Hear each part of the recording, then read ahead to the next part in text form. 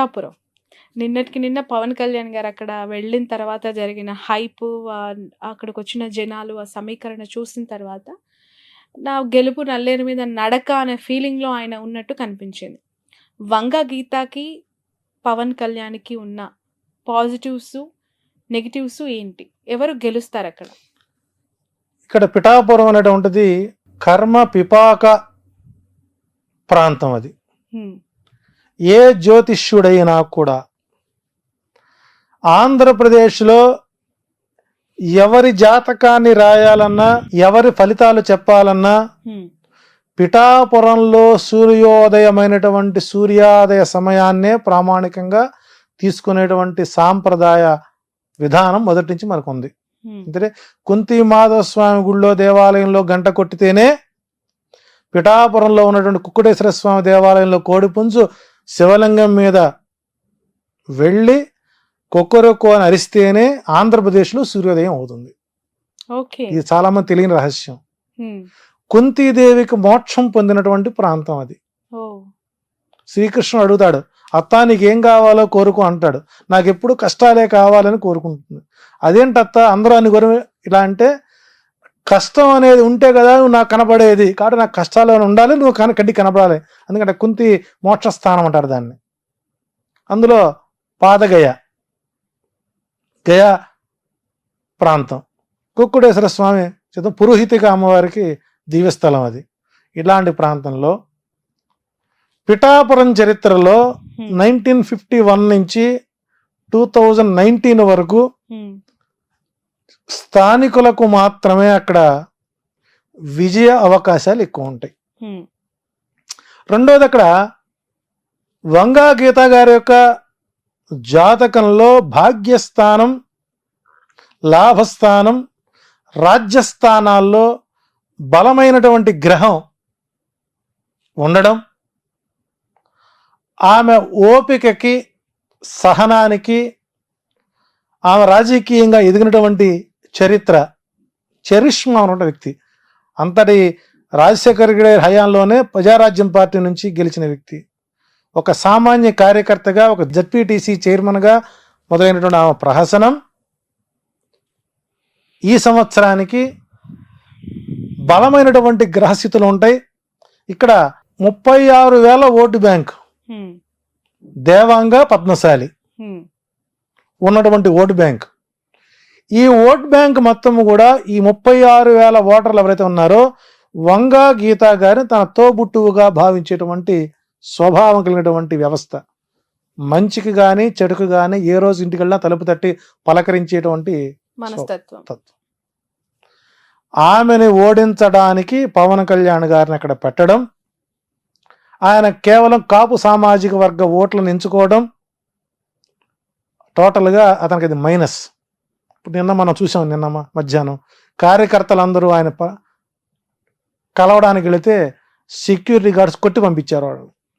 అంటే పవన్ కళ్యాణ్ పిఠాపురంలో గెలిస్తే పిఠాపురం సంబంధించినటువంటి అంశాలు ఏదైనా మాట్లాడాలంటే ఆయన హైదరాబాదు వారి ఫామ్ హౌస్లో కానీ లేదా షూటింగ్ సెట్లో కానీ పలకరించే అవకాశాలు ఉంటాయి. రెండోది, ఓపిక, సహనము, నిబద్ధత, నిజాయితీ, శుక్రగ్రస్త జాతకుడు పవన్ కళ్యాణ్ గారు. సో ఇక్కడ పవన్ కళ్యాణ్ గారికి అక్కడ తిరిగి మరలా గడ్డు కాలమే గోచరిస్తోంది. ఏదన్నా మిరాకిల్ జరిగితే తప్ప ఆయనకి అక్కడ ఓటమైతే మాత్రం, గెలుపైతే మాత్రం నల్లేరుపై బండి నడకగా సాగదు, అది ముళ్ళ బాటగానే మారుతుంది. ఇది సినిమాలో ఒక్క ఛాన్స్ అన్నట్టుగా బతిమలాడుకోవడం. అంటే ఆ వ్యక్తికి, ఎదుటి వారికి నమస్కారం ఎలా పెట్టాలో కూడా మనం నేర్పాల్సిన పరిస్థితి ఏర్పడిపోయింది.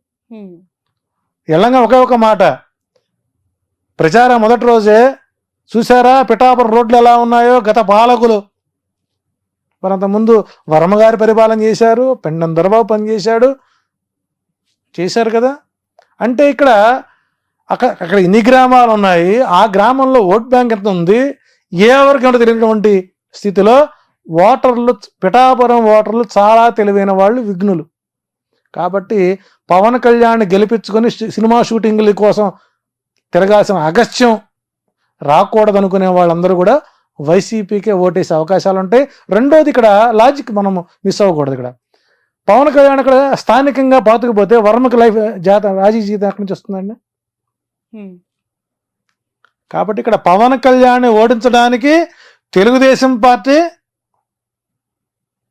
షాడోగా వర్మ గారిని దించి, నీవు పవన్ కళ్యాణ్ ఓడించుకొని వస్తే మీకు నేను ఎమ్మెల్సీ పదవి ఇస్తాను, ఎందుకంటే అదే పవన్ కళ్యాణ్ కనుక తిరిగి అసెంబ్లీకి వస్తే లోకేష్ గారి రాజకీయం దెబ్బతింటుంది. సో ఇక్కడ స్వార్థపూరితమైనటువంటి కుట్ర కోణంలో ఆర్జీవి గారికి మరొక వెన్నుపోటు చరిత్ర 3వ ఎపిసోడ్కి అవకాశాలు ఎక్కువ ఉంటాయి. కాబట్టి పవన్ కళ్యాణ్ ఓటమి తేలికైన, గెలుపు మాత్రం నల్లేరుపై బండినడక మాత్రం కాదు.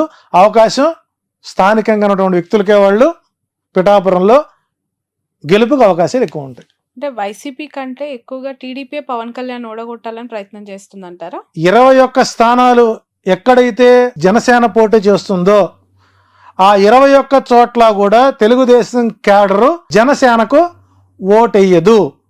ఇందాక 44 స్థానాలు చెప్పాను నేను. ఈ 21 స్థానాల్లో కూడా టీడీపీ వాళ్ళు వైసీపీని గెలిపిస్తారు, 65. సో కాబట్టి అసాధ్యమైనటువంటి ప్రయత్నం చేశాడు. ఇదే పిఠాపురం కాకుండా కాకినాడ గనక వెళ్ళినట్లయితే పవన్ కళ్యాణ్ అసెంబ్లీలో అడుగు పెట్టేవాడేమో. సో ఏదైనా సరే ఆయన రాజకీయ చరిత్ర ఎలక్షన్ అయిన తర్వాత జనసేన ఆంధ్రప్రదేశ్లో కనుమరుగయ్యే అవకాశం ఉంది, బీజేపీలో మెర్జ్ అవ్వడానికి అవకాశాలు ఎక్కువ ఉన్నాయి. రైట్. నెక్స్ట్ క్వశ్చన్, అంటే నెక్స్ట్ అంతే ఉత్కంఠగా ఉన్న మరొక నియోజకవర్గం హిందూపూర్. అక్కడ ఇప్పటి వరకు టీడీపీ జెండా తప్ప ఇంకొక జెండా ఎగరలేదు. టీడీపీ కంచుకోటగా భావించే నియోజకవర్గం. అక్కడ ఒక మహిళని జగన్ రంగంలోకి దించారు, దీపిక. సో బాలయ్య గారికి ఎట్లా ఉంది విజయ అవకాశం? ఆయనే పెద్ద జ్యోతిష్యుడు, ఆయనకన్నీ తెలిసినవాడు. గత చరిత్ర మొత్తం చూసినట్లయితే ఆయన ఆ నియోజకవర్గాన్ని ఎప్పుడు కూడా చూసినవాడు కాదు. భూ కబ్జాలు, సెటిల్మెంట్లు, పిఏలే రాజ్యపాలన చేసేవారు. కాబట్టి ఈ మధ్యకాలం 4-5 సినిమాలు మళ్ళీ ఆయన్ని ఫేమ్లో తీసుకొచ్చిన. అంటే గతంలో ఎప్పుడూ జగన్మోహన్ రెడ్డి గారు హిందూపురంపై దృష్టి పెట్టలేదు. కారణం ఏంటంటే ఇప్పటికి కూడా బాలకృష్ణ ఫ్యాన్స్ అసోసియేషన్కి జగన్మోహన్ రెడ్డి గారు కడప జిల్లాకి ప్రెసిడెంట్కి రాజీనామా చేయలేదు దానికి. సో ఆయన ఎప్పుడు కూడా బాలకృష్ణ గారిని ఎప్పుడు ఒక మాట అన్నారు అసెంబ్లీలో కూడా. మధ్యలో కొన్ని మాటలు అన్నారు చివరిలో. కానీ ఈసారి అక్కడ త్రిముఖ వ్యూహం జరుగుతుంది. స్వామి పరిపూర్ణానంద గారి ఎఫెక్ట్ బాలయ్య బాబుకు ఇబ్బందికరంగా మారుతుంది. సో కాబట్టి ఈసారి హిందూపురం నియోజకవర్గంలో ఉన్నటువంటి వ్యక్తులు తన్నులు తినకుండా, కొట్టించుకోకుండా ప్రయత్నం చేసుకోవాలి. ప్లస్ స్థానికంగా ఉండేటువంటి వ్యక్తులను ఎప్పుడైతే మనం ఆదరిస్తామో మనకు అందాల్సిన ప్రతి సమస్యలు అక్కడ పరిష్కారం అవుతాయి. సో బాలయ్య బాబు గారి జాతకం కూడా ఈసారి కాస్త వ్యతిరేకత మూట కట్టుకున్న ఆయన లక్ష్మీ నరసింహోపాసకుడు కాబట్టి వైసీపీ విజయానికి, హిందూపురం టీడీపీ విజయానికి కేవలం అతి తక్కువ ఓట్ షేర్తో బాలకృష్ణ బయట పడవచ్చు. ఇంకేదైనా వ్యూహాత్మకంగా పరిపూర్ణానంద, ఎందుకంటే ఆయనకి అక్కడ ఓట్ బ్యాంక్ ఎక్కువ అండి. హిందూపురంలో కొన్ని వేల కుటుంబాలు పరిపూర్ణ దాసోహం చేసేటువంటి పరిస్థితి ఉంది. సో ఆయన ఎఫెక్ట్ అక్కడ బాగా పడుతుంది కాబట్టి మెజారిటీని తగ్గించగలుగుతారేమో కానీ గెలుపునటువంటిది వైసీపీకి అక్కడ కొద్దిగా కష్టసాధ్యంగా ఉంటుంది. ఏదైనా మేనిఫెస్టో ఎఫెక్ట్ పడితే చెప్పలేం. రైట్. మరొకటి కుప్పం. చంద్రబాబు నాయుడు గారిని ఓడగొడతాము, అసెంబ్లీలోకి అడుగు పెట్టనివ్వమని శపథం చేస్తున్నారు వైసీపీ నేతలు. ఇక కుప్పం వచ్చేసరికి చంద్రబాబు నాయుడు గారిని ఓన్ చేసుకున్నటువంటి నియోజకవర్గం. ఆయన ఏం చేసినా, ఏం చేయకపోయినా, హామీలు ఇచ్చినవి నిలబెట్టుకోలేకపోయినా గత కొంతకాలంగా ఆయన గెలుస్తూనే వచ్చారు. అది ఆయనకి అష్టమ శని ప్రభావం బలంగా ఉంది. అందులో ఎలక్షన్ కోడ్ కానీ, ఎలక్షన్ నామినేషన్ రోజులు కానివ్వండి, ఎలక్షన్ పోలింగ్ రోజు కానివ్వండి, ఎలక్షన్ కౌంటింగ్ 4 నంబర్ ఆయనకి వ్యతిరేకం పూర్తి స్థాయిలో. 4 అనుకూలం కాదు. 25,630 ఓట్లతో చంద్రబాబు నాయుడు అక్కడ ఓడిపోతున్నారు. 25,630 ఓట్లు అంటే గత 2019లో పోలింగ్ని కౌంటింగ్ని తీసుకునే విధంగా గుడిపల్లె మండలం ఒకటి ఉంది. అది పూర్తి స్థాయిలో 25,036,40,000 ఓట్లు గల్లంతైపోయింది. ఎందుకంటే అటు కర్ణాటక నుంచి ఇటు తమిళనాడు నుంచి వచ్చినటువంటి ఓట్ బ్యాంక్ ఈసారి లేదు. ఆ మండలమే ఆయనకి ఎప్పుడు కంచుకోట. అది కాకుండా స్థానిక ఉన్నటువంటి భరత్ పూర్తి స్థాయిలో డెవలప్మెంట్ చేసుకోవడం, కృష్ణా జలాలు తొలిసారి ఆ గుడిపల్లె మండలంలోకి రావడం, తాగునీటి ఎద్దడి లేకుండా చేయడం, కొంత అభివృద్ధి పనులు, అందులో పొంగనూరులో ఓడించాలని ఆయన్ని, కుప్పంలో ఓడించాలని ఈయన్ని. ఏదేమైనప్పుడు కూడా చంద్రబాబు నాయుడు గారికి ఈసారి విజయ అవకాశాలు చాలా తక్కువగా ఉన్నాయని చెప్పచ్చు.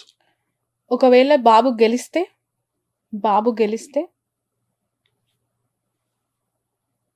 ఇక గ్రహ ఫలితాలు కూడా మనం తప్పని చెప్పుకోవాలి. ఇంకా అంటే ఇక ధర్మం ఉన్నటువంటిది కలియుగంలో లేదనుకోవాలి, ఇక ఆ ప్రాంతంలో లేదనుకోవాలి. ఎందుకంటే మీరు ఫిగర్ తో పాటు చెప్తున్నారు 100% అండి. 26,000 మీరు ఏ సర్వే సంస్థలైనా చూసుకోండి.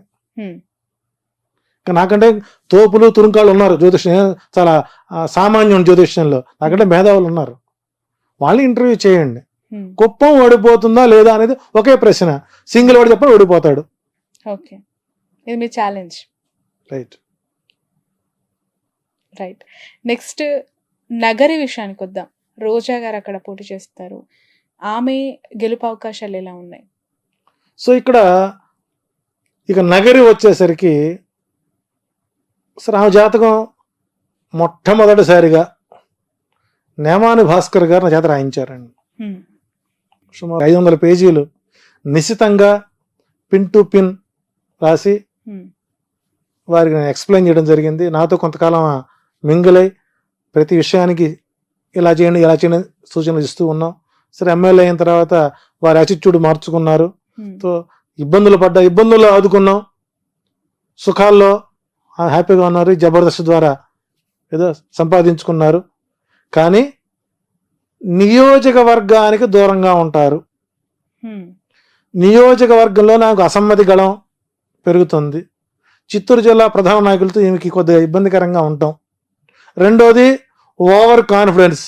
దైవ బలం కూడా ఓవర్ కాన్ఫిడెన్స్ ముందు పనిచేయదు. సో ఈసారి నగరిలో ఆమె ఓటమికే గ్రహస్థితులు బలంగా ఉంటాయి. సో ఈసారి అక్కడ కొద్దిగా ఆమెకు ఎదురుగాలి వీచే అవకాశాలు ఉన్నాయి. ఏదన్నా చేసిన పూజలు పునస్కారాలు ఏదన్నా ఫలిస్తే అప్పట్లాగానే 1200 ఓట్లతోనో 2000 ఓట్లతోనో గెలిచే అవకాశం ఉంటుంది. ఇంత చరిష్మాలో కూడా ఆమె గెలవకపోతే ఇంకా ఆమె దురదృష్టంగా మనం లేరచ్చు. నా అంచనా ప్రకారం నగరిలో రోజా ఓటమి ఖాయమైంది. ఇక 40 రోజులు టైం ఉంది కాబట్టి దానికి సంబంధించినటువంటి కార్యాచరణ చేసుకుని దైవబలాన్ని పెంచుకుంటూ చేసిన తప్పులకి వాగిన వాగుడికి ఆత్మ పరిశీలన చేసుకుంటే గెలిచే అవకాశాలు ఉంటాయి. లేని పక్షంలో వైసీపీ అకౌంట్లో చిత్తూరు జిల్లాలో ఆ సీటు చేరే అవకాశం ఎక్కువగా ఉంది. రైట్. మరొకరు లోకేష్, వాళ్ళ తండ్రి గురించి చెప్పారు, మామయ్య గురించి చెప్పారు. కుమారుడు లోకేష్ పరిస్థితి ఏంటి మంగళగిరిలో? అంటే ఇక్కడ లోకేష్ గారి జాతక ప్రభావంలో ఒక ప్రధానమైన ప్లానెట్, రాజయోగాన్ని ఇచ్చేటువంటి ప్రధానమైనటువంటి గ్రహస్థితి ఏదైతే ఉందో అది పూర్తి స్థాయిలో 35% మాత్రమే అతను సపోర్ట్ చేస్తుంది. కారణం ఏంటంటే పూర్తి స్థాయిలో ఆ నియోజకవర్గం మీద పట్టు లేకపోవడం. ఓకే, నేను ఉండేది మంగళగిరిలోనే కాబట్టి మేము లోకల్గా ఉన్నటువంటి అబ్జర్వేషన్ చేస్తుంటాను. గతంలో ఆళ్లరామకృష్ణారెడ్డికి అంత స్వీప్లో కూడా మంగళగిరిలో ఓట్ బ్యాంకు ఆయనకి లేకుండా పోయింది. అతనికి ఏమొచ్చింది సరే పెదవట్లపూడి, దుగ్గిరాల, నందివేలు ఆ మండలాలు, కొంత పొన్నూరులో కొన్ని కలుస్తాయి. వాటిలో నెగ్గుకుని బయటకు వచ్చాడు. ఆ తర్వాత గెలిచాడు. ఆ తర్వాత మళ్ళీ మార్చారు, గంజి చిరంజీవికి ఇచ్చారు. గంజి చిరంజీవి టైట్ ఫైట్ జరిగింది. ఇప్పుడు అక్కడ పద్మశాలి ఓట్ బ్యాంక్ కీలకం. సుమారు 1,12,000 ఓట్లు పైన వాళ్ళవి ఉన్నాయి. రెండోది రాజకీయ నేపథ్యం ఉన్నటువంటి కుటుంబం. అటు మురుగుడు వారి ఎమ్మెల్సీ గారి కోడలు ప్లస్ కాండ్ర కమల యొక్క కూతురు ఎడ్యుకేటెడ్, స్థానికంగా అందుబాటులో ఉంటారు. సో అక్కడ పద్మశాలి దేవాంగ ఓట్లు కీలకం. ఎప్పుడు అది సిపిఐ సిపిఎం కంచుకోట. అది అటువంటి ప్రాంతంలో మేషరాశికి ఈసారి అనుకూల పవనాలు ఉన్నాయి. సో కాబట్టి ఇక్కడ లోకేష్ కూడా విజయం అనేటువంటిది నల్లేరుపై బండి నడకైతే కాదు. ఈసారి కూడా ప్రతికూల వాతావరణమే అక్కడ ఎక్కువ గోచరిస్తుంది. ఒకవేళ విధి వక్రించి కనుక గెలిస్తే 5,000 ఓట్లు బయటపడతాడు. అది కూడా కష్టమే. రైట్. ఇక పులివెందుల నుంచి పోటీ చేస్తున్న జగన్ గారి గురించి, అఫ్ కోర్స్ ఆయన్ని ఓడించాలని, ఆయనను కూడా రానియకుండా అడ్డుకోవాలని ప్రయత్నం మామూలుగా కూటమి చేస్తూనే ఉండొచ్చు గాక, అతని గ్రౌండ్ రియాలిటీస్ మీకేమనిపిస్తూ ఉన్నాయి? అంటే గతంలో అసెంబ్లీ ఎన్నికలో 1,00,000 ఓట్ల మెజారిటీతో ఆయన గెలిచిన సందర్భాలు ఉన్నాయి.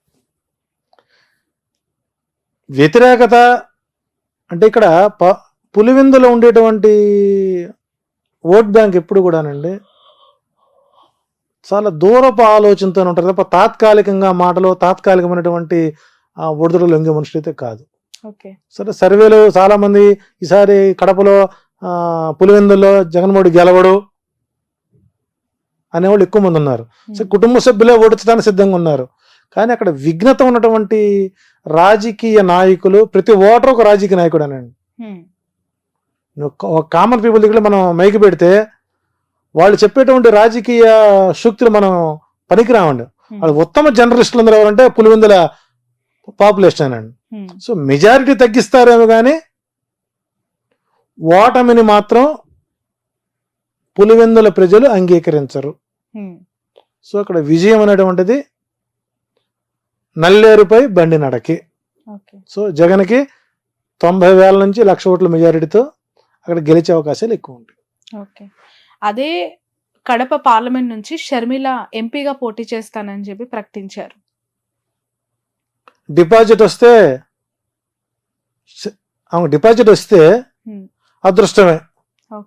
ఒకటి గుర్తుపెట్టుకోండి, రాజశేఖర్ రెడ్డి గారి కుటుంబానికి ఉన్నటువంటి పరువు ప్రతిష్టల్ని వైఎస్ షర్మిల ఏంటండి, దశరథ మహారాజు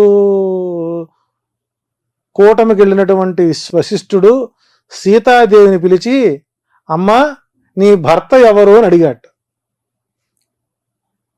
ఎవరు అని అడిగితే ఆమె ఏం చెప్పుంటుందండి? రావణుడు అమ్మగుడు అని చెప్పుకుందా? చెప్పలేదు.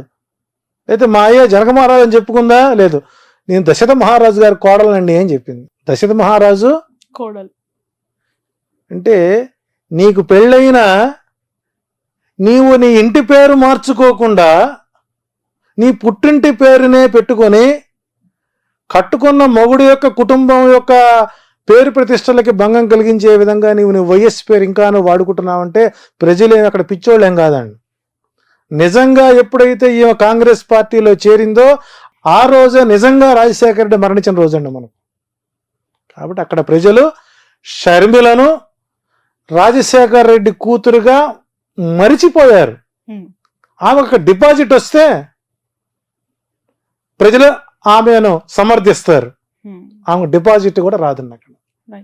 ఇప్పుడు జగన్మోహన్ రెడ్డి గారి ప్రభుత్వం అనుకూలంగా ఉంది రావటానికి 109 నుంచి 107 నుంచి 118 సీట్ల వరకు వస్తుంది. అది ఏ రకంగా ప్రిడిక్ట్ చేశారు? జగన్మోహన్ రెడ్డి జాతకం చూసా, లేదంటే ఆయన పుట్టిన birth year and date of birth తోనా, లేదంటే ఈ కూటమిలో ఉన్న ఈ కలిసిన ముగ్గురు లీడర్ల జాతకం బట్ట? ఇక్కడ 175 స్థానాలు, ఏ స్థానానికి ఆ స్థాన బలం. ఉదాహరణకి నెల్లూరు పార్లమెంట్ ఉంది. 1952లో ఎస్టాబ్లిష్ అయినటువంటి నెల్లూరు పార్లమెంట్ ఎంపీ సీట్. ఆ రోజు ఉన్నటువంటి ప్లానెటరీ పొజిషన్ ఏంటి? యాజ్ పర్ యాజ్ మేధిని జ్యోతిష్యం ప్రకారం ఒక రాజకీయ ప్రొడక్షన్ చేయాలి అని అంటే ఆ ప్రాంతం ఎప్పుడు ఎస్టాబ్లిష్ అయింది, ఆనాటి గ్రహస్థితులు ఏంటి, ఆనాటికి ఇప్పుడున్నటువంటి రాజకీయ నాయకుల యొక్క గ్రహస్థితులు ఏంటి, పార్టీ ఆవిర్భావం ఏంటి, వ్యక్తిగత జాతకం ఎంతవరకు దోహదపడుతున్నటువంటి నిర్ణయాలు తీసుకున్నట్లయితే 2019లో 151 సీట్లకి ఆ భూమండలం ఆయనకు యోగించింది. సో 5 సంవత్సరాల సమయంలో ఆ గ్రహస్థితిలో అనేక రకాల మార్పులు వచ్చేసరి గురుమూడమి, శుక్రమూడమి, సూర్యచంద్ర గ్రహణాలు ఎక్కువ ఉన్నాయి, ముహూర్తాలు లేకపోవడం, కొంత అనుకూల గ్రహస్థితులు అనుకూల వాతావరణం లేకపోవడం, 2 శుభగ్రహాలకి 7 పాపగ్రహాలకి ఆధిపత్యాలు రావడం పూర్తి స్థాయిలో రాజకీయం మీద ప్రభావం పడుతుంది. 400 ఎంపీ సీట్లు కావాలనుకుంటున్న మోడీ గారికి కూడా ఈసారి ఎదురైతే ఎక్కువగా ఉంటుంది. 270, 280 వచ్చి ఆగిపోతాడు ఆయన కూడా. ప్రాంతీయ పార్టీల హవాలు ఎక్కువ అవుతాయి. సో కాబట్టి ఒక నియోజకవర్గంలో విజయ అవకాశాలు నిర్ధారణ చేయాలంటే ప్లస్ ఆ ప్రాంతంలో ఉండేటువంటి రేఖాగణితం మీద, లాంగ్ లాచిట్యూడ్ మీద, ఆ వ్యక్తి యొక్క అభిప్రాయం, ఆ పార్టీ యొక్క బలం